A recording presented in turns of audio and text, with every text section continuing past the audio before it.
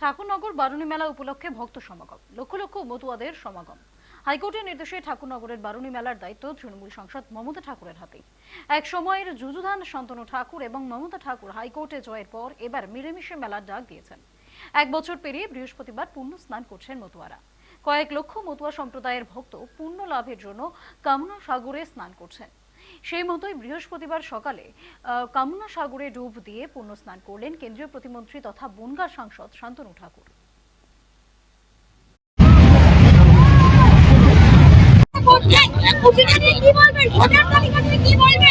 এখনো অব্দি আমাদের কাছে যা কাউন্টিং আছে 25 লাখ ছাড়িয়ে গেছে।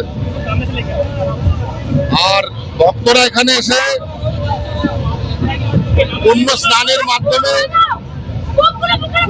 পূর্ণতা অর্জন করেছে। অনেক ভক্তের স্নান কমপ্লিট হয়ে গেছে।